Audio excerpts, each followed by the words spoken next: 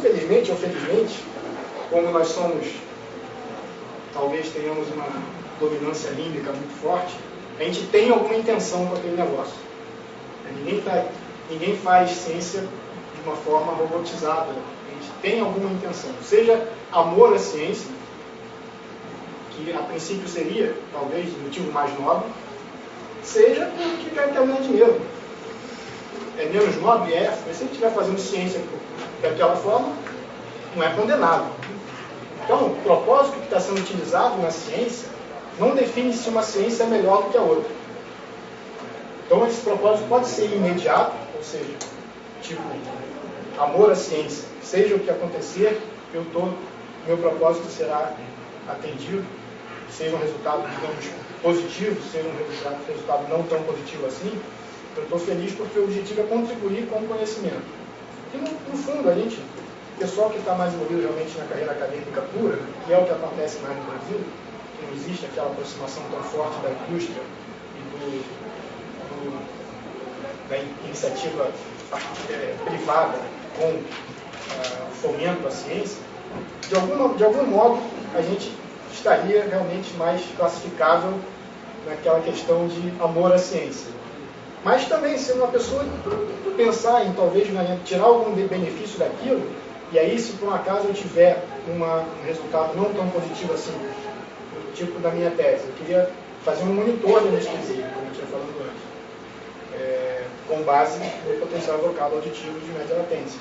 Não consegui, mas estabeleci um caminho, entre aspas, estabeleci não, mas tentei seguir uma metodologia não antes aplicada para responder aquela pergunta e, por alguns motivos, esbarrei em obstáculos que, por tempo e recursos, me impediram de chegar no tal monitor no final. Nem por isso eu deixei de ficar feliz com a minha contribuição para a ciência. É isso que a gente tem que ter em mente. E deve ser publicado, obviamente, para outra pessoa não cometer os mesmos tropeços que eu cometi. Isso, para uma pessoa que visa o dinheiro, seria frustrante demais. Para um acadêmico, não seria tanto.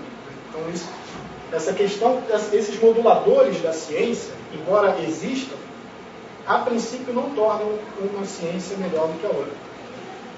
Agora, voltando para a questão da epidemiologia, vamos voltar um pouquinho para aquela questão chave, métodos e técnicas, e dentro desse contexto, métodos e técnicas, onde surge a tal da bioestatística. E aí a gente vai ver que, já que essa segunda sentença valeria para qualquer desenvolvimento científico, a princípio também valeria para ciências neurológicas, neurociências em geral. Então, dei a definição de bioestatística. Isso já faz parte da terceira bibliografia que eu indiquei. Seria, então, um conjunto de métodos estatísticos usados no tratamento da variabilidade nas ciências médicas e biológicas. A bioestatística fornece métodos para se tomarem decisões ótimas, na presença de incerteza, estabelecendo faixas de confiança para a eficácia dos tratamentos e verificando a influência de fatores de risco no aparecimento de doenças. Então, de novo, vamos dividir nas duas sentenças. A gente vai ver que a primeira é uma definição mais geral e depois ele especifica melhor e exemplifica de algum modo essa aplicação. Na primeira sentença, nada mais justo, a bioestatística é um conjunto de métodos estatísticos usados no tratamento da variabilidade nas ciências médicas e biológicas. Então, quando a gente olha essa questão, essa palavra-chave aqui, variabilidade, parece então que qualquer variabilidade deveria ser tratada pela estatística? E aí vem, a resposta é não. Existem naturezas de variabilidade específicas para cada fenômeno. Em geral, a gente, de uma forma filosoficamente falando mais ampla, todos os fenômenos vão ter um pouco de uma determinada natureza e um pouco de uma outra determinada natureza, só que alguma dessas naturezas vai acabar dominando, preponderando. Vamos considerar aqui de uma forma mais simples. Vamos considerar uma natureza única que vai reger os fenômenos médicos e biológicos. Qual seria essa natureza? A natureza aleatória. Já vou tentar me redimir dos para as pessoas que não acreditam no acaso, não precisam acreditar no acaso para acreditar no aleatório. São conceitos diferentes. Isso é uma questão que realmente vale, porque, como eu falei antes, posicionamento teórico, escola, pode reger uma ciência, a princípio. Não vai chegar, não necessariamente vai limitar a conclusão, mas pode acabar atrapalhando. Então, digamos, um exemplo, uma pessoa que seja altamente fundamentada em alguma questão religiosa, que existe um determinismo por uma entidade divina, digamos assim, que não aceite de jeito nenhum o acaso, ela vai chegar e falar, não vou estudar estatística, porque a estatística fala do aleatório, e o aleatório não existe. Só que o que ela está falando é, aleatório e acaso são a mesma coisa, e não são. Então, daqui a pouquinho eu vou tentar discernir entre esses dois conceitos. Embora pareçam a mesma coisa, não são a mesma coisa. Mas então, voltando, pelo fato dessa variabilidade ser aleatória, a matemática que a gente está mais acostumado, aquela de segundo grau, equações de segundo grau, equação linear, polinômios, equação exponencial logarítmica, senos e cossenos, aqui o pessoal da eletroencefalografia deve estar muito acostumado com senos e cossenos, já que até o ritmo alfa, né, uma ondulaçãozinha, todo mundo aqui já ouviu falar do ritmo alfa, do EEG? Sim, né? Quando a gente olha o traçado de uma onda alfa numa tela de computador ou no papel, fica muito parecido realmente com uma onda senoidal, digamos, de 10 Hz, ou seja, que sobe e desce 10 vezes por segundo. E isso torna, a princípio, bom, parece até que aquele negócio obedece a uma lei matemática simples, trigonométrica, que qualquer criança, digamos, não, sem nenhum menosprezo pela inteligência das crianças, elas são até mais inteligentes do que a gente. Na verdade, o nosso córtex começa a diminuir já a partir dos 20 anos.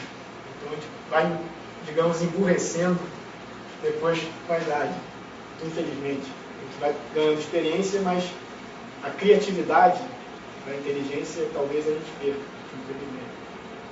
Mas ela ainda não tem muito conceito estatístico, porque não é passado para a criança essa questão da estatística lá no primeiro grau, que agora é o ensino fundamental. Eu sempre me enrolo com essas questões modernas.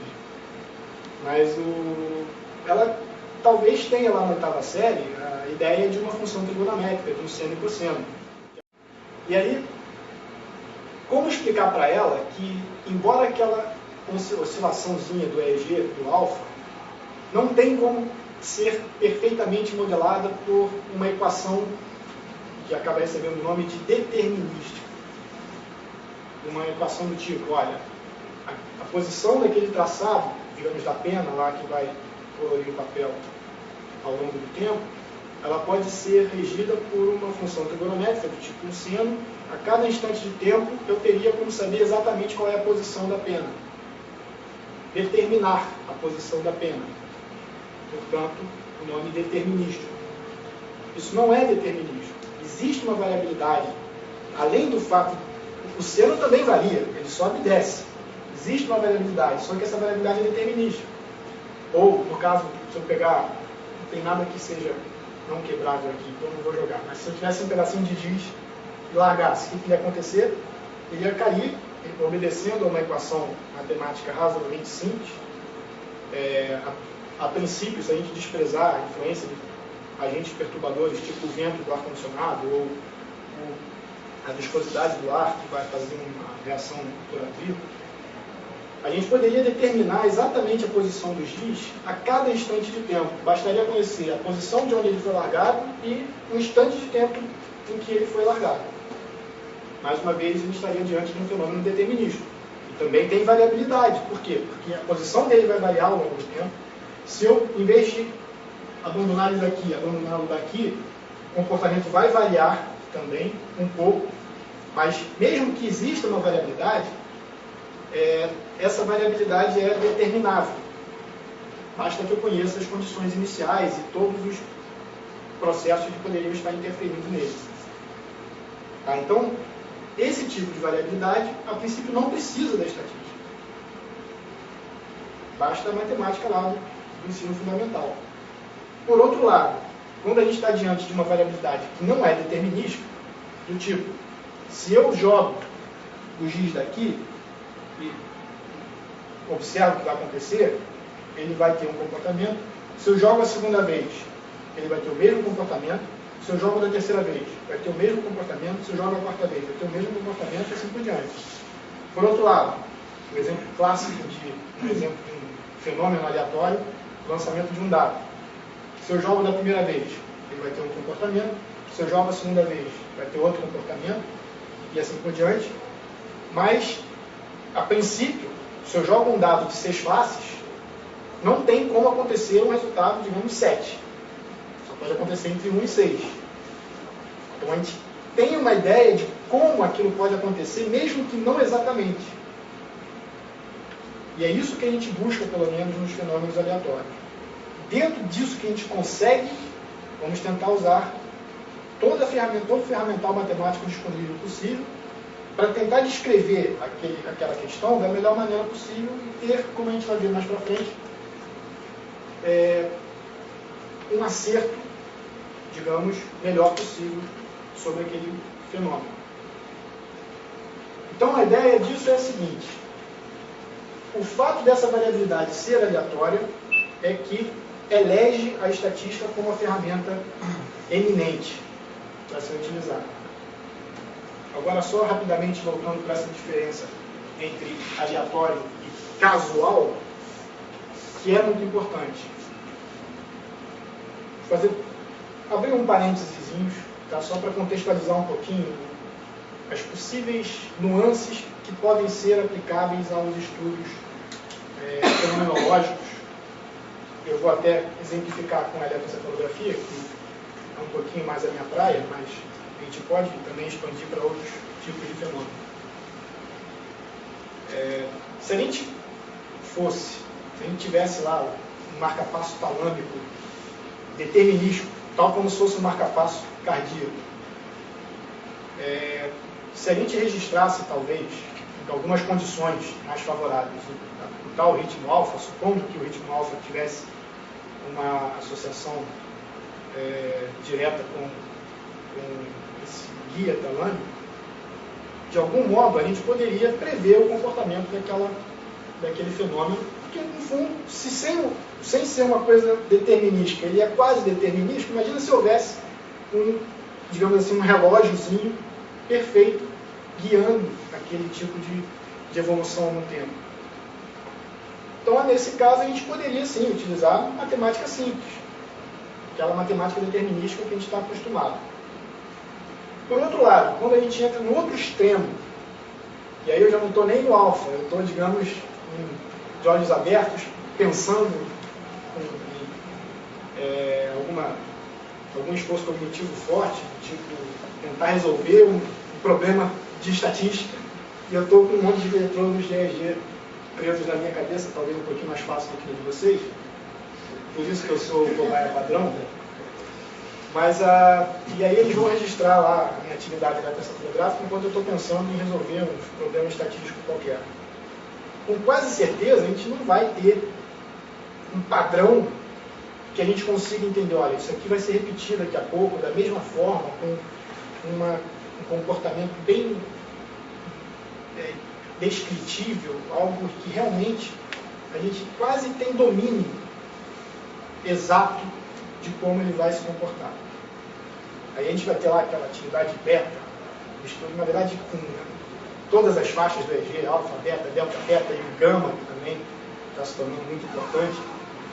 E por conta disso a gente vai enxergar aquele negócio e ver tal como se fosse um ruído.